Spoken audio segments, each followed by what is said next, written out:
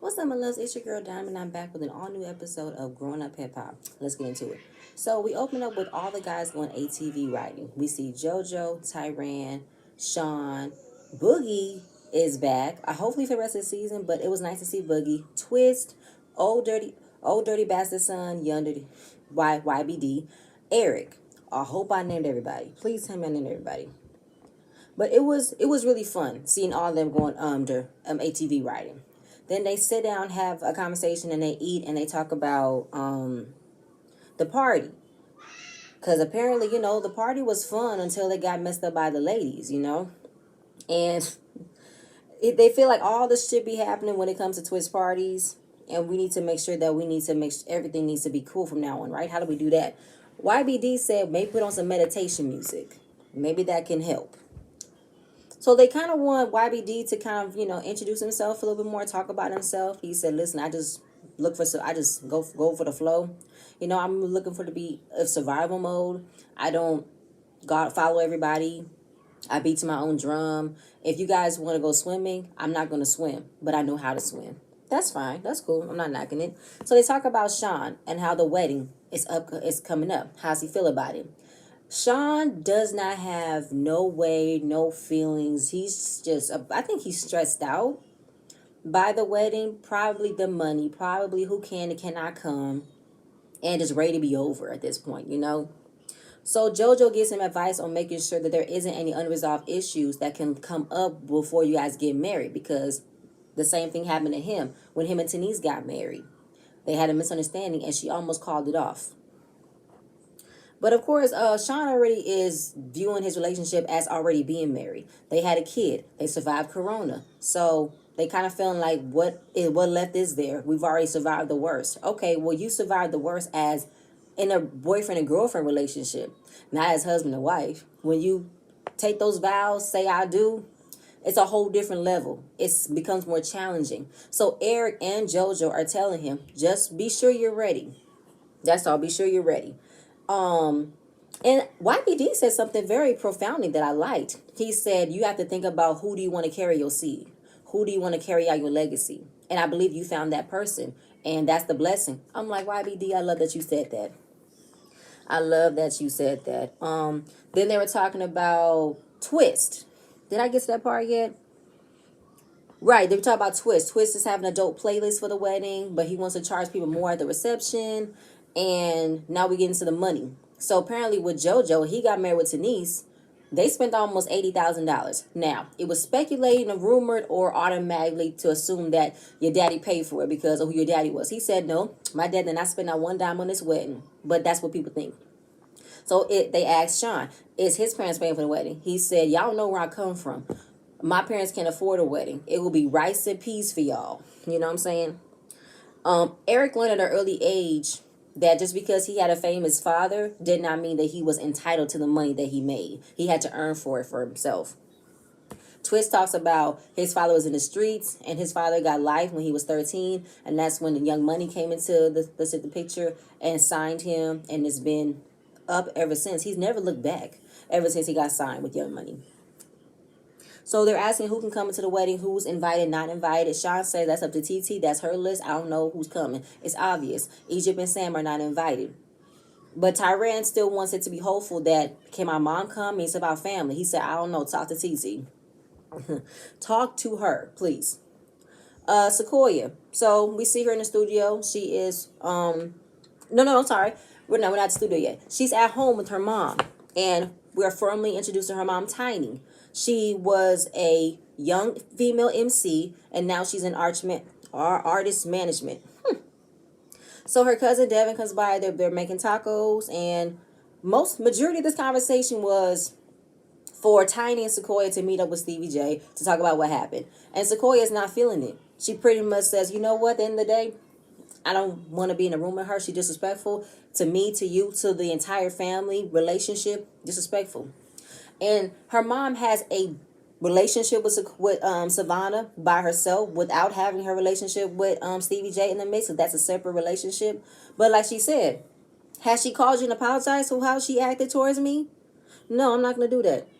I'm not gonna do that. I'm done. Nope, nope, nope. And of course, Tiny's whole point is we need to move forward because we all have good relationships with the parents, and we all gotta, come together. But like she said, I ain't with that. I mean, I can be respectful, but at the same point in time, how can I be the only one putting the effort into moving forward if the girl does not give a damn what she said? If the girl is not going to be accountable and apologize for what she did, she's not going to. And Tiny said, "Listen, y'all don't have to be around one another, but it will come a time where we're all going to be in the same space." She said, because I feel like when someone shows you who their true colors are, you believe them. Ain't nothing else for me to say. And I'm not mad at Sequoia for that because at the end of the day, Sequoia did not come with that rah-rah energy. Savannah did. And Savannah, being a little child, will say everything out of her mouth and she feels like she can't get checked. I feel like what she did was wrong in all aspects. Being messy when it came down to her telling everybody what Sequoia said, and being all buck and rowdy to her at the twist party when she was on that energy. Because I feel like Sequoia is not gonna do all this apologizing if I'm not gonna get an apology owed to me. Or moving forward, whatever you want me to do. So we get a quick scene between Eric, JoJo, and YBD. He is in a baby store buying some baby clothes because his girlfriend's about to have another baby. And all in total, YBD has 7 kids. Coincidentally, his father has 7 kids. But he wants to be there for them. JoJo with the Simmons, it all adds to 6. With Eric, I have no idea how many kids Eric has, but I think he has more than 5, I believe. But I didn't know that Easy E had 11 kids. I did not know that.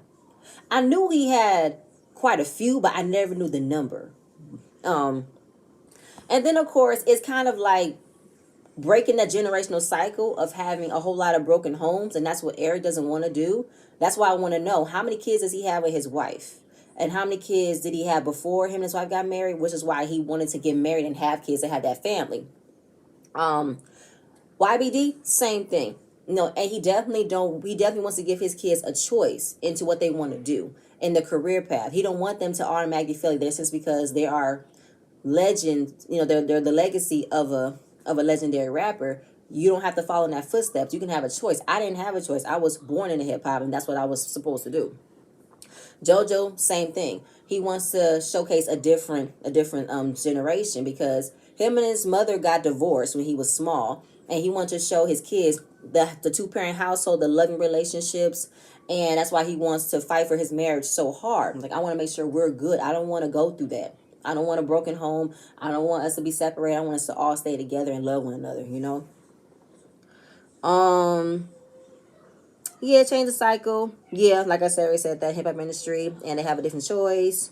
Then we talk about Eric's sister, who's doing a documentary of their father's death. I remember I seeing this on a commercial, an ad for the show, and I remember it was a small thing that happened on the blogs when it was announced that their sister were going to dig more deeper into their father's death. And while he wants to support her, he really just wants to let it rest. You know what I'm saying? Let our father rest. We don't have to keep up digging conspiracy theories, other people's thoughts, and it's gonna make it worse. It might open up more wounds. I don't know why. And I remember Remarkable and Eric was both online directly targeting their other sister, was saying, why would you want to open those can of worms again? Why can't you just let it rest? And that sister who's on the documentary, she's on this new show on ETV with Miles from Shawnee's Full Coat Life, Shawnee's son. They're on a show about living life on the farm. So reality kids from famous people living life on the farm. It's something like that. I can't remember the name of it, but she's on that too. Basically, yeah. But at the end of the day, he definitely felt targeted by other people when his father died, who wanted to get the money. So it's kind of like, damn, you can't trust anybody who wants to come after you, right? After that, we see Tyran. He speaks to TT practically just trying to have her open the door to talk to Peppa to see if she can help pay for the wedding, because I think TT and Sean are stressed about how to pay for the wedding. I believe her mom is helping. I believe they're using their own money, but it's gotten them more stressed out. So he says, well, since, my mom, she's, oh my God, did I skip? We're not there yet. I'm sorry. Tyran is in LA visiting his mom, Peppa. She's on tour. She's on tour with, I think she said In Vogue, New Kids on the Block, and just talking about life on the road. When she was touring, he enjoyed it. He didn't have a regular childhood.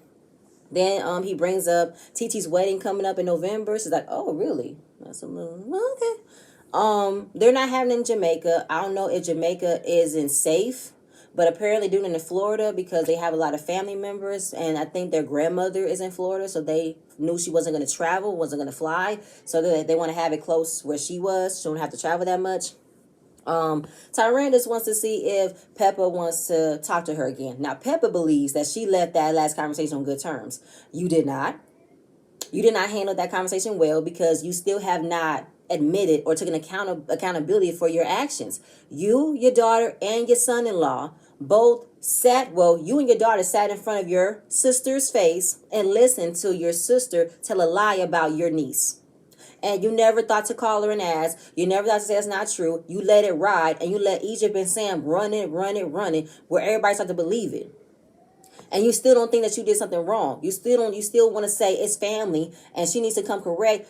But Peppa, do you not understand what you did?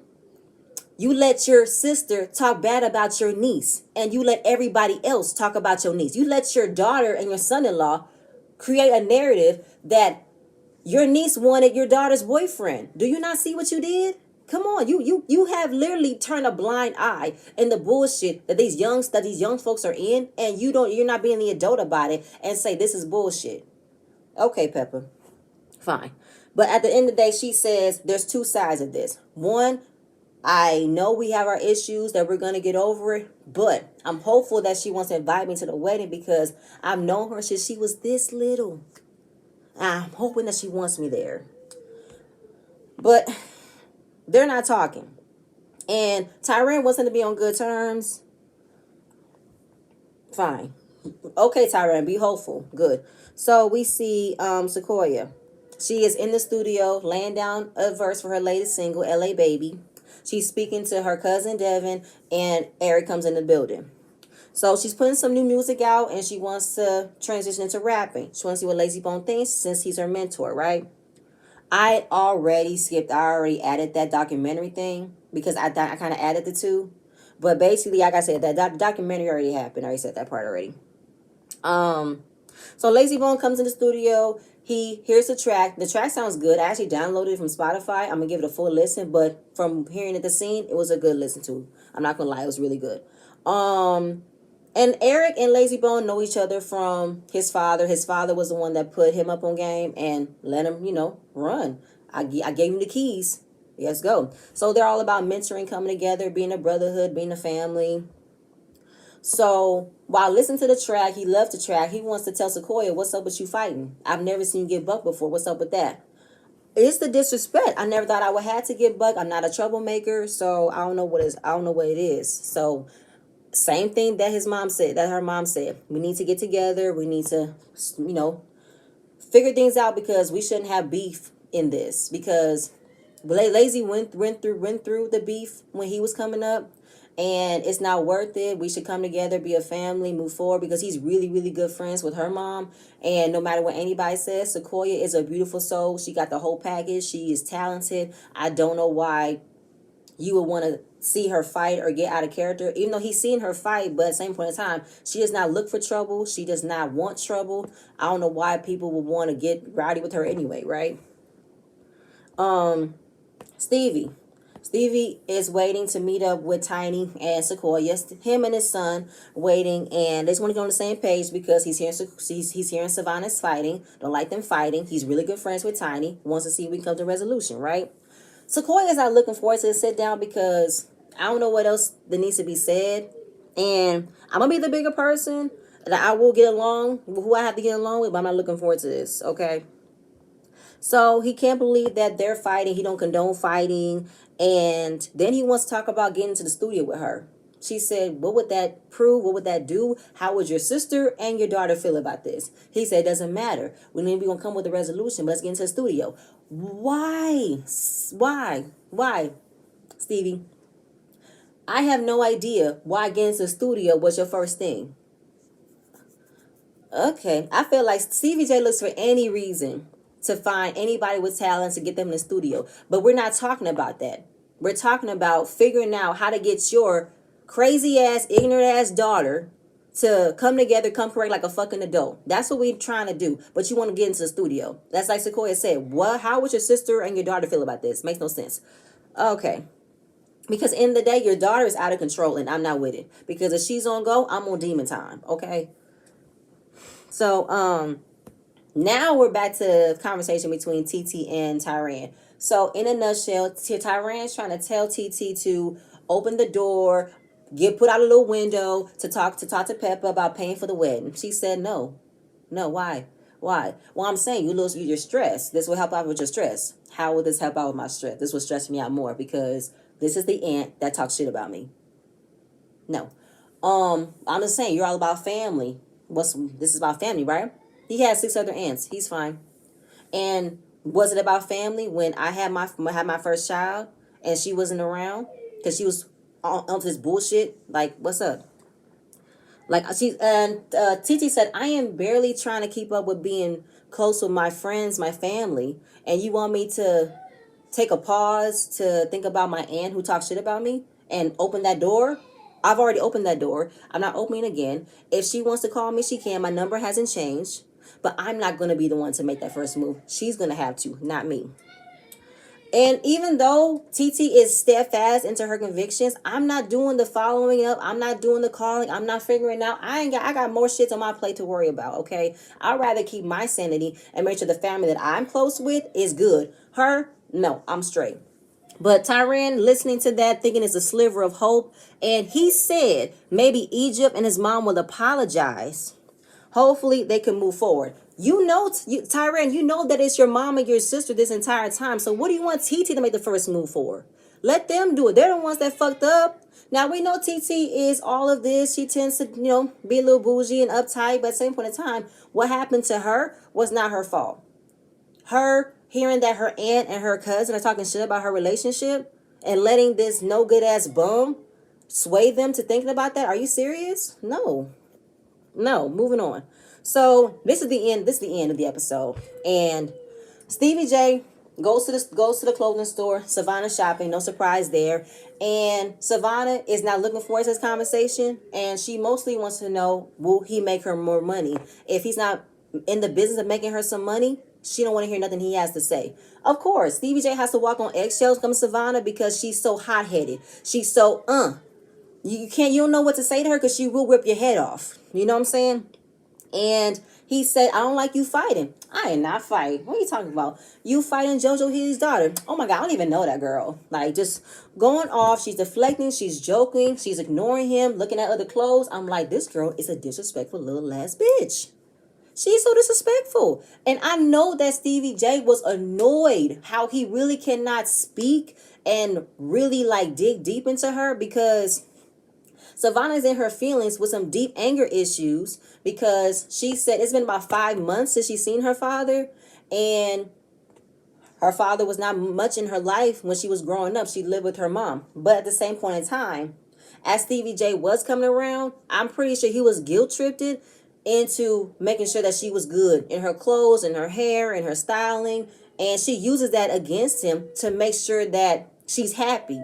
But she doesn't want a relationship. She just wants his money. And she's so fucking disrespectful. It's annoying and it's so... I really hate disrespectful ass kids who feels the entitlement because of who their parents are. Savannah definitely feels like because she is Stevie J's daughter, she can't get touched. She can't get touched. She can't get reprimanded. She can't get her ass beat. Savannah, you gonna cross paths with the wrong one. Actually, not the right one. You gonna cross paths with the right one.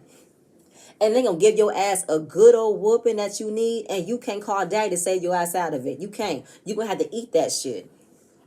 So he pretty much said, I don't like you fighting. I don't like you fighting. She literally said, I would punch you in the face like I did that girl. I wouldn't do that. I swear to God, I would have busted her ass right then if she ever thought she could talk to me like that.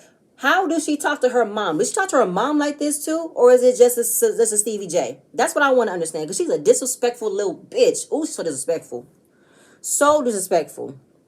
And so Stevie J's was like, listen, I don't condone fighting. I don't like people with a condescending attitude. And this is what Savannah's giving me.